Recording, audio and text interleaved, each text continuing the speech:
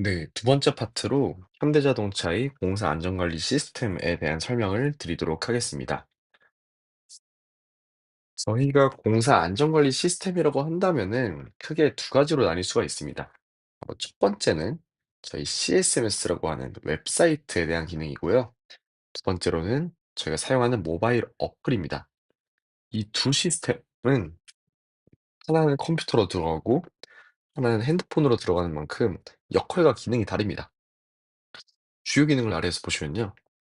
협력업체분들께서는 이 CSMS 웹사이트를 통해서 허가서를 작성하시고 안전관목자 자격 시험을 신청하시고요. 그리고 주요 양식을 다운로드 받으십니다. 주요 양식이라고 한다면은 이따 뒤에 나올 뭐 작업 계획서 양식, 또는 뭐 TBM 일지 양식, 밀표 공간 자가 점검표 양식 이런 양식들을 이 웹사이트의 자료실에서 그리고 양식 다운로드 탭에서 다 받으실 수 있습니다. 어플의 기능은 뭐냐면요. 공사 개시를 표시할 수 있고요. 연장 신청, 종료 신청들을 할 수 있고 일일 교육 신청을 할 수 있고요. 또 하나 중요하게 생각하셔야 될 게 밀폐 공간 작업에 대한 관리도 모바일 어플에서 필수로 하셔야 되는 부분들이 있습니다. 밀폐 공간 작업이라고 하면은 가스 농도 측정을 하는 것들, 출입 인원들을 관리하는 것들이 들어가게 되겠습니다. 그래서 이 두 시스템 간의 기능을 혼동하지 않으셨으면 좋겠어요. 예를 들면은 간혹 가다 그런 문의가 있으십니다. 어 모바일 어플 지금 이 허가서를 결제 중인데 모바일 어플에서 어떻게 결제를 마무리할 수 있나요? 라든가 아니면은 모바일 어플로 허가서 작성을 할 수 있나요? 이런 것들 문의하시는 분들이 있는데 저희가 웹사이트와 모바일 어플은 이 두 가지 기능이 다릅니다. 결국에는 웹사이트는 컴퓨터로 보니까 그 엑셀 파일이나 양식들을 더 띄워놓기 보기 좋겠죠. 그리고 모바일 어플은 핸드폰으로 들고 다니니까 현장에서 사용하기가 좋겠죠. 그러다 보니까 두 개의 기능이 좀 분리가 돼 있습니다. 그것도 안전관 독자 업무하시기 전에 유념해 주시면 되겠습니다.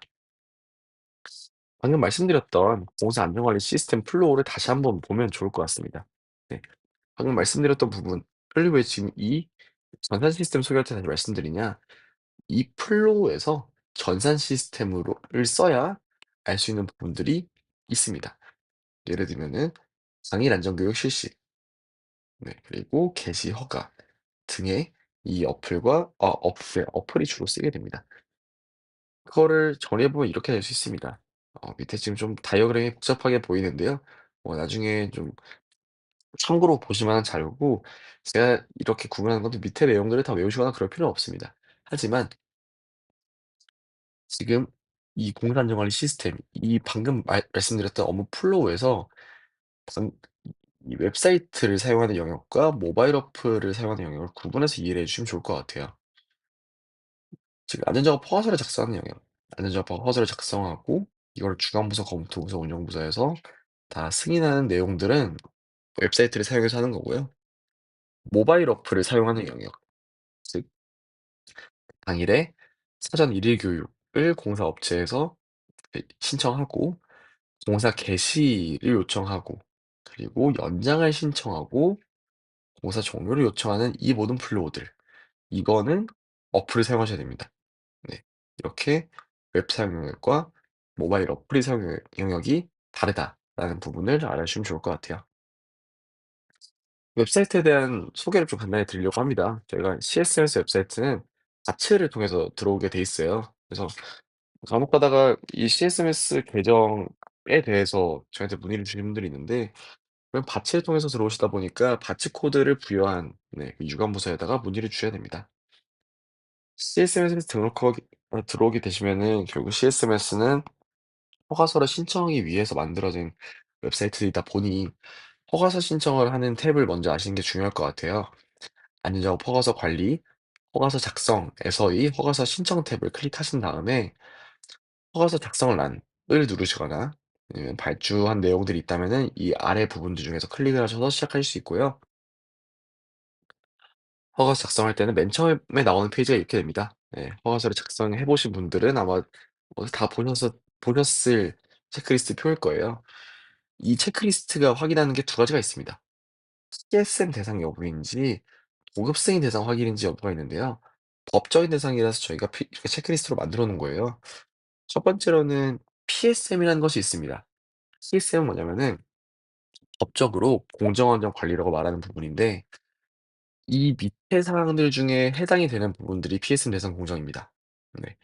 사실은 이거는 업체 단독으로 판단하실 수도 있겠지만 주관부서나 운영부서와 사전에 미리 협의가 된 부분들이 많아요. 네. 이건 그래서 만약에 우리 PSM 공정에 들어가는지 안 들어가는지 모르는 업체분들이시다라고 하면은 이 체크리스트를 작성하기에 앞서서 주관부서와 운영부서와 소통하시는 게 더 우선적이라고 생각되고요.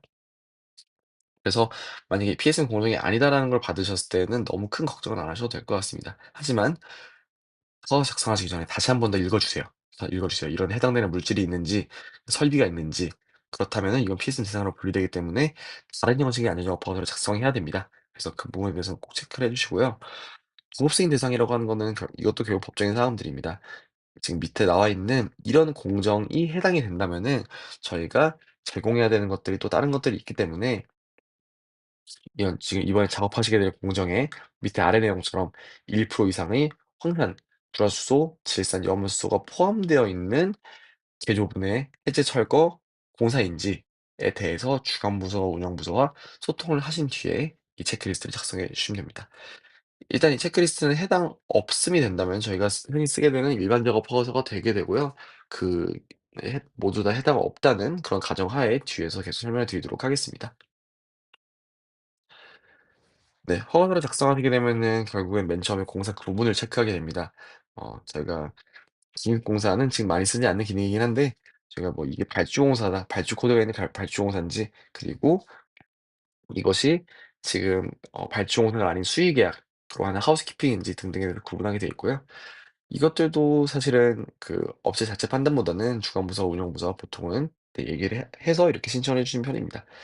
긴급공사라고 하면 저희가 이렇게 체크를 해 가지고 주실 수도 있지만 지금 긴급작업 허가서를 또 사용하기도 하니까요. 그건 다시 한 번 더 주무서 운영부서가 좀 문의를 해 주셔야 될 부분들입니다. 허가서에 대한 좀 구성 요소를 말씀드릴게요. 말씀드렸던 것처럼 결국 안전작업 허가서는 주관부서, 검토부서, 운영부서 이 세 팀이 결재를 해야 되다 보니까 일단은 그 세 팀의 어떤 팀들이 결재를 하는지 거기에서 담당자는 누구를 지정할지를 허가 작성에서 먼저 작성을 해 주셔야 됩니다. 네. 그리고 기본적인 내용들을 넣으셔야 돼요. 이제 공사명 넣으셔야 되고요. 공사 기간 넣으셔야 되고요. 그리고 지금 해당한 이걸 시공하는 업체가 누군지. 네. 그리고 혹시나 하도급 업체, 다시 이거를 하도급 주시는 업체가 있으면은 그 업체 또한 여기다가 기재를 해 주시고 각 업체분들이 관리자분들을 기입해 주셔야 되는데 이 돋보기란을 누르시면은 아시겠지만 안전 감독자 리스트가 뜰 겁니다. 안전 감독자 리스트를 확인해서 넣는 게 필수적이고요. 하지만 그 안전 감독자 외에 만약 관리 감독자분들이나 다른 소장님, 반장님의 이름을 넣고 싶다라고 하면은 그 안에서 임시 탭을 사용하셔서 이런 식으로 임시로 표시하시면 되겠습니다. 네. 저희가 이따 파트 3에서 말씀드릴 것처럼 위험 작업 구분 중에서 어떤 작업들이 해당이 되는지 체크를 해 주시고 밑에 내용들을 더 작성해 주시면 되겠습니다. 네, 방금 말씀드렸던 것처럼 동급 승인 대상이 되게 되면은 이 체크리스트에 자동으로 기재가 되니까 이 부분들은 만약에 앞에 체크리스트에서 해당 없음이라고 체크하셨다라고 하면은 신경을 쓰실 필요가 없으시고요. 세부 위치에서 이 위치를 선택하시고 위치 지도를 누르셔 가지고 구체적인 작업 위치까지 이 파란색 점으로 올려놓으시면 될 것 같습니다. 작업 내용은 최대한 구체적으로 작성해 주세요. 왜냐면은 나중에 안전작업 허가서를 봤을 때 저희가 어떤 장소에서 어떻게 일어나는 작업이다를 알아야 되는데 그 작업 계획서나 그 공사 명으로만 봤을 때는 저희가 작업 내용을 정확히 파악하기 어려운 경우가 있습니다. 그래서 작업 내용에 대해서는 CSMS 웹사이트에서 안전작업 허가를 받으실 때 이렇게 작업 내용을 써 주시고요. 그리고 이따 말씀드린 모바일 어플에서 교육 신청을 할 때도 그날그날의 작업 내용을 쓰시게 되어 있습니다. 그 내용도 참고해 주시면 좋을 것 같아요. 그다음은 위험 등급을 선정해야 됩니다. 제가 이따 말씀드리겠지만 피선제 정체의 위험 작업은 크게 A, B, C 작업으로 구분이 되어 있습니다. 네. A로 갈수록 저희가 더 위험한 작업, C로 갈수록 더 위험도가 낮은 작업이라고 보고 있지만 결국에는 A, B, C 작업 모두 다 저희가 점검해야 되는 대상이고 관리해야 되는 대상입니다. 단 저희가 특정 작업을 현재 정체 입장에서 관리하고 점검할 때 우선순위를 둔다는 내용이고요. 어떤 작업이 B급인데 무리하게 C급으로 낮추거나 이게 A급 작업인데 무리하게 BC급으로 낮춰서 작업을 하시다 보면은 당연히 저희한테도 혼선이 오기 마련이고 그런 행위 자체도 저희 제재 기준에 포함이 돼 있으니까요. 위험 작업은 그런 식으로 산정을 해 주시면 될 것 같습니다. 위험 등급은 단순히 업체분들이 지금 '우리 작업이 이 정도 위험하니까 A인가? 이 정도 위험하니까 B인가?'라고 보시는 게 아니고요. 어떤 작업이 A급이다, 어떤 작업이 B급이다, 어떤 작업이 C급이다라고 분류해 놓은 표가 있습니다. 네. 그 표는 저희 공사안전관리 업무 표준에도 부칙으로 들어가 있고요. 시스템에서도 볼 수 있게 저희가 구분이 되어 있습니다. 그래서 해당되는 작업들, 예를 들어서 우리는 도색 작업인데 환기 설비가 거기 없는 실내 도색 작업이다라고 해서 체크를 해 주시면은 자동으로 A급으로 위험 작업이 등재가 될 거고요. 나중에 허가서를 프린트했을 때도 이 구간이 이 구간이 프린트가 되기 때문에 '아 이 작업은 어떠어떤 이유 때문에 A급이구나, B급이구나, C급이구나.'를 나중에 허가상에서 확인할 수 있습니다. 그리고 넘어가기 전에 지금 혹시 작업 구간에 따라서 필수로 첨부해야 되는 첨부 파일들이 있습니다. 예를 들어서 중량물이라고 한다면은 중량물 작업 계획서가 포함이 될 거고요. 철거라고 하면은 철거 작업 계획서 등등이 포함이 될 텐데 그런 첨부 파일들이 들어가야 됩니다. 네. 앞서 말씀드린 것처럼 저희는 지금 위험 작업 A, B, C급으로 나눠서 위험 작업을 지금 어 선정하고 있습니다. A, B, C 등급을 말하는 건 제가 말씀드린 것처럼 일단 공사안전관리 업무 표준을 저희가 공유를 자료실 게시판에 해 드리고 있는데 업무 표준의 마지막 부칙에 들어가 보시면은 이 위험 등급에 대한 기준들이 있습니다. 그래서 그 기준들을 우선적으로 봐 주시면 되고요. 봐 주시면 되고요. 그리고 간단하게 여기서 주요 작업에 대한 위험 등급을 말씀드리자면은 지금 A급이라고 한다면은 이제 "중대재해 위험이 높다."라고 얘기하고 있고 C급이면은 "위험 작업이지만 발생 가능성이 낮다."라고 하지만 말씀드린 것처럼 A, B, C 모두 다 위험 작업에 속해 있고 이런 점검이나 관리에서의 우선순위로 분류를 했다고 보면 됩니다. 화기 작업은 예를 들어서 이나물 보관 장소 10 미터 인근이면 정말 위험한 화기 작업이겠죠. 정말 보통 저희가 불티가 11 미터까지 튄다고 말하고 있는데 그런 이나물이 10 미터 이내에 있다고 하면 좀 위험한 화기 작업일 겁니다. 예를 들면 이런 A급으로 된다는 거고요. 지금 나와 있는 고소, 중량물, 전기 밀폐, 자동화 설비, 철거, 서면 모두 다 저희가 위험 작업 구분에 들어가게 되는데 지금 각 박스에 들어있는 2 개, 3 개의 작업 이외에도 많이 여러 작업들이 다 위험 작업에 해당되게 됩니다. 그냥 이렇게 읽어보시면 약간 감이 잡히실 것 같아요. 예를 들면은 고소 작업은 6 미터 이상부터는 고소구나. 2에서 6 미터는 B급이구나. 그리고 1 미터 미만이면은 C급이구나. 6 미터 이상이면 A급이구나. 이렇게 볼 수 있는데 단 사다리라고 한다면은 이 높이 기준이 달라지죠. 그리고 화기 전기 작업과 병행되면은 또 높이 기준이 달라지죠. 네. 이런 식으로 ABC급에 대해서 저희가 좀 약간 엄청 정교하게 분류를 해 놨습니다. 이 부칙을 보시고 이 위험 작업에 대해서 구분을 해 주시고 안전작업 보고서를 상생하실 때 정확한 위험 등급을 산정해서 올려주시면 될 것 같습니다. 안전작업 보고서를 작성하실 때 이 위험성 평가표를 필수로 작성하셔야 돼요. 네. 위험성 평가표라고 한다는 것은 제가 작업을 하기 전에 이 장소에는 어떠어떤 위험성들이 있으니 우리 이것들을 어떻게 대책을 할 것이다. 어떻게 예를 들면은 엄청 상중하 중에 상 정도의 위험성이 있는데 이 위험성을 어떤 대책으로 해서 어떻게 낮출 것이다에 대한 위험성 평가를 표로 작성하는 겁니다. 네. 위험평가표 들어가면서 말씀하셨던 것처럼 저희가 자동으로 이 목록이 만들어지게 일단 지금 시스템을 구성해 놨어요. 예를 들어서 앞서서 앞서서 작업 구분에 "화기를 체크했다."라고 한다면은 자동으로 이 부분에도 화기가 체크가 되고 화기 작업에 대한 내용들이 유의위험 요인들이 자동으로 나타나도록 설정을 해 놨습니다. 거기서 위험 감소 대책과 위험성 대책 유무만 작성해 주시면 돼요. 그리고 이제 마지막 하단에 위험성 평가표의 현장 사진 이렇게 "우리 현장 가 가지고 위험성 평가를 했다."라는 내용을 첨부해 주면 됩니다. 네. 위험성 평가표는 이렇게 나오게 되고요. 저희가 안전작업 허가서 다 발급받으신 다음에 엑셀로 뽑으시면은 이 위험성 평가표도 같이 뽑으셔 가지고 현장에 놔두셔야 됩니다. 왜냐면은 아무리 사전 위험성 평가였다 해도 해당 유해 위험 요인이 어떤 대책으로 위험 감소가 됐다라는 걸 봐야 되기 때문에 현장에서 저희는 뭘 보냐면은 이 위험 감소 대책들이 잘 지켜졌냐를 보게 됩니다. 예를 들어서 지금 이 안전작업 허가서 잠깐 보게 된다면은 지금 이 작업에 대해서는 실족 전도 축사 뭐 낙하물 사고 위험 지역 법적 안전 펜스가 미설치돼 할 수 있다는 위험이 있다. 이 미설치할 우려가 있다라고 되어 있기 때문에 "위험 지역 내에는 인원 출입 금지 조치 시작했습니다."라고 말해 준 거거든요. 근데 제가 현장에 갔는데 위험 지역 내에 인원 출입 금지 조치가 실시되어 있지 않고 있어요. 이렇게 안전구역 설정도 없고 뭐 라바콜이나 그런 뭐 안전 최소한 그런 웨빙지라도 그런 게 없다. 계부 관리가 안 된다. 그럼 당연히 그거는 위험성 평가를 이행하지 않았다라고 볼 수밖에 없겠죠. 네, 그런 식으로 활용되는 위험성 평가표라고 봐주시면 될 것 같습니다. 네. 앞서서 설명을 좀 먼저 드렸어요. 네. 이런 작업 구분에 따라서 필수로 첨부해야 되는 파일들이 있고요. 대부분 다 작업 계획서를 보통은 첨부하게 되어 있습니다. 작업 계획서나 A급 작업 대책서 이런 것들이 되게 돼 있고 이런 것들도 뒤에 다시 한 번 더 이 각 작업을 설명드릴 때 말씀드릴 거니까요. 이런 필수 첨부 파일들이 있다라고 생각해 주시면 될 것 같습니다. 업계에서 첨부 대상을 그래도 한번 알아보시면 좋아요. 이거는 정말 법적 사항입니다. 저희가 "중량물 작업하시면은 위험하시니까 이런 작업 계획서 그냥 제출하세요."가 아니라 산업안전법 그리고 산업안전보건 기준에 관한 규칙에 의거해서 어떤 작업들에 대해서는 이런 작업 계획서를 작성하셔야 되고 또한 이 작업 계획서 안의 내용은 어떤 것들이 들어가야 됩니다."라고 별표로 구성이 되어 있습니다. 그래서 이거는 말씀드리는 것처럼 현대자동차 사업장 내부가 아니라 다른 곳이더라도 이 작업을 하시면 이 작업 계획서가 작성이 돼야 돼요. 네. 그래서 이 작업 계획서의 작성 대상에 대해서는 좀 기억을 해 주셨으면 좋겠습니다. 네.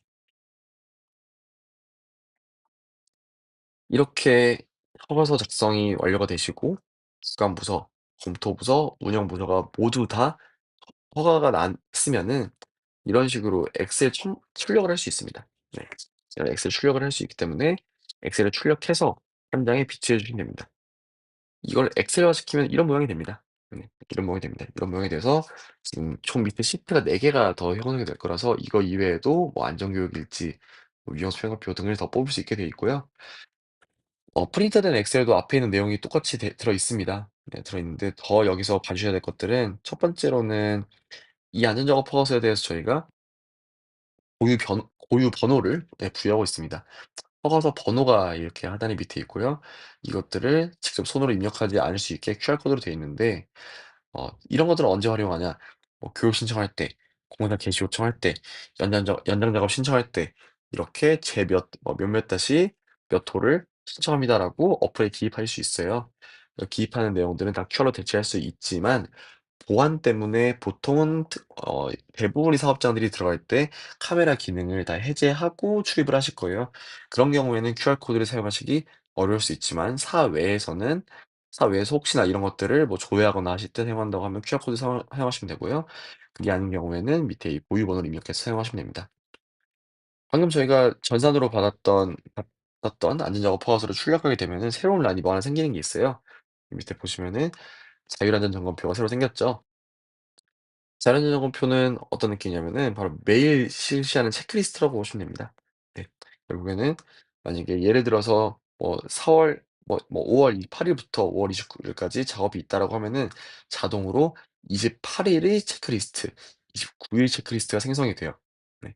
그럼 저희가 이 자율안전검표를 공사를 실시하기 전에 오늘 안전교육 실시했는가? 체크.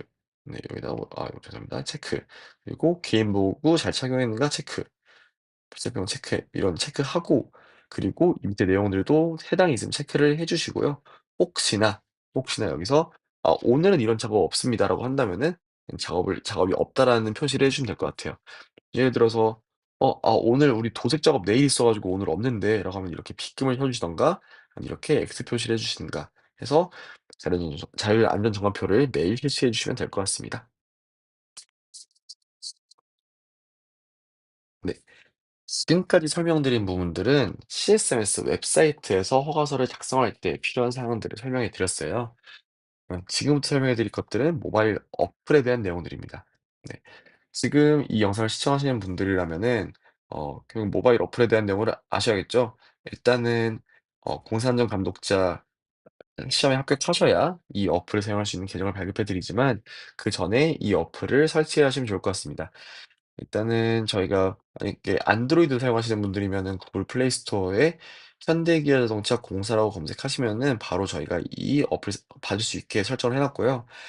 아이폰 유저 같은 분들은 지금 앱스토어에 이걸 바로 다운받을 수는 없게 돼 있어요. 그래서 위에 링크 이 설치 URL 입력하셔서 오시거나 이 QR 코드 촬영하셔도 위에 설치 URL로 들어가게 되니까요. 그런 식으로 어플 다운로드 받아서 사용하시면 될 것 같습니다.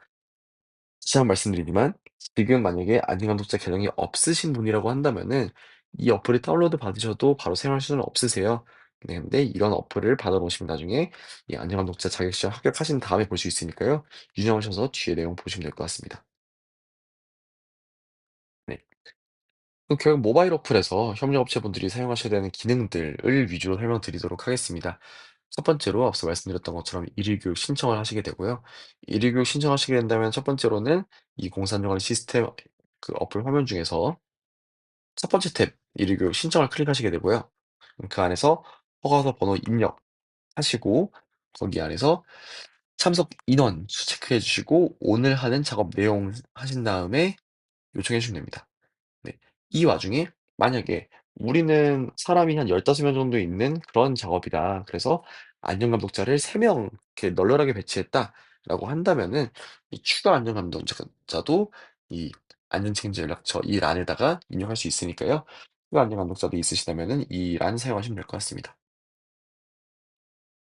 교육 신청을 해서 검토부서가 교육 승인을 해준 다음에는 운영부서를 대상으로 공사 개시를 요청할 수 있겠죠. 이 두 번째 탭에서 공사 개시, 연장 시청 종료라는 이 탭을 누르시면은 공사 개시, 연장 시청 종료 모두 할 수 있습니다. 그래서 이걸 누르시고 "우리 지금 공사 개시 단계다."라고 하시면은 똑같이 허가서 번호 넣어 주시고 밑에 내용을 확인하신 다음에 공사 개시 요청을 눌러주시면 됩니다. 네. 공사 시작 시각과 네 요청을 누르시면 되고요. 만약에 지금 연장 작업을 해야 된다. 연장 작업이라고 한다면은 보통은 저희가 기본적 세팅이 허가서를 끊게 되시면은 08시부터 17시까지 작업을 하게 돼 있습니다. 그렇다면 17시 이후에 만약에 우리가 뭐 18시 뭐 19시까지 작업을 해야 된다라고 한다면은 어떤 식으로 말씀해 주셔야 되냐면은 일단은 주간부서와 운영부서에다가 "우리 연장 작업할 거다."라고 유선으로 얘기를 해 주시는 게 좋아요. 얘기해 주시는 게 좋고 그 이후에 뭐 그렇게 뭐 연장 작업하셔라라고 한다면은 어플상으로 자동으로 17시 이후에 공사 종료가 되면 안 되기 때문에 연장 작업을 시청할 건데요. 그러면 연장 똑같이 이 두 번째 탭에 들어가신 다음에 연장 종료 예정되는 사유, 그 시각, 인원 등을 넣으시고 연장 작업 시청을 하시면 됩니다. 네. 그리고 이 상태에서도 운영부서에서 연장 작업을 승인해 주면은 작업 실시하시면 돼요. 연장 작업과 일반 작업을 포함해서 공사가 종료됐다라고 하시면은 똑같이 두 번째 탭에 들어가셔서 공사 종료 시각을 입력하시고 공사 종료 입력을 누르시면 됩니다. 여기서 주의하셔야 될 부분들이 있어요. 바로 이 3번 란인데요. 3번 란은 공사 전체 종료를 체크할 수가 있게 됩니다. 무슨 뜻이냐면은 저희가 만약에 공사를 5일 동안 하게 돼 있었어요. 1, 2, 3, 4, 5일 동안 공사를 하게 돼 있었는데 오늘 하루 작업하고 공사 종료, 이틀 하고 공사 종료, 3일 하고 공사 종료를 해야 되는데 4일 5 일째는 작업이 없을 것 같은 거예요 이번에. 생각보다 작업이 일찍 끝나 가지고. 그럴 때는 3 일에 공사 전체 종료를 체크해 주는 겁니다. 그렇게 되면은 이 공사는 4 일이랑 5 일에는 교육 승인이나 공사 개시를 할 수 없게 돼 있어요. 네. 마지막 날에는 꼭 이렇게 공사 전체 종료를 눌러주셔야 돼요. 근데 혹시나 실수로 전체 종료를 누르게 되면은 4일 5 일에도 작업이 있는 경우에 전체 종료를 누르시게 되면은 작업이 다음날 안 되니까요. 이 좀 점은 유의해서 눌러 주시고 혹시나 실수로 전체 종료를 눌러서 다음날 게시가 안 됐다라고 하시면은 아침 교육할 때 그 검토 부서에 문의를 해 주시면은 정상상으로 도움을 드릴 수 있습니다. 네. 저희가 지금은 예전에는 저희가 플라스틱 폐차를 이제 신용카드처럼 그런 이제 폐차를 저희가 만들어 가지고 발급을 해 드렸어요. 하지만 지금은 저희가 그런 실물 폐차는 지급을 해 드리지 않고 있고요. 이런 식으로 어플에서 폐차 확인 면에 들어가게 되면은 본인 사진과 이번에 시험 신청하실 때 넣으셨던 본인 사진과 소속 업체 이름이 들어가게 됩니다. 그래서 이런 것들은 언제 사용하시게 되냐면은 저희가 결국에는 현장을 점검을 하다가 안전감독자분이 해당 업체에서 일하시는 분이 맞는지, 그리고 지금 계시는 분이 뭐 예를 들어 남의 핸드폰을 사용하거나 남의 계정을 사용해서 안전감독자를 하시는 게 아닌지를 저희가 점검해야 될 필요가 생겨요. 그럴 때 이 피사를 주셔 가지고 본인을 인증해 주시면 됩니다. 네. 이렇게 되면 모바일 어플에서 사용해야 되는 기능에 대해서 거의 다 설명을 드렸어요.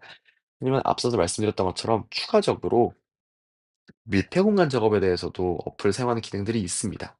네. 이거는 밀폐 공간 작업의 안전에 대해서 말씀드릴 때 설명을 드리겠지만, 다 간략하게 먼저 소개를 드릴게요.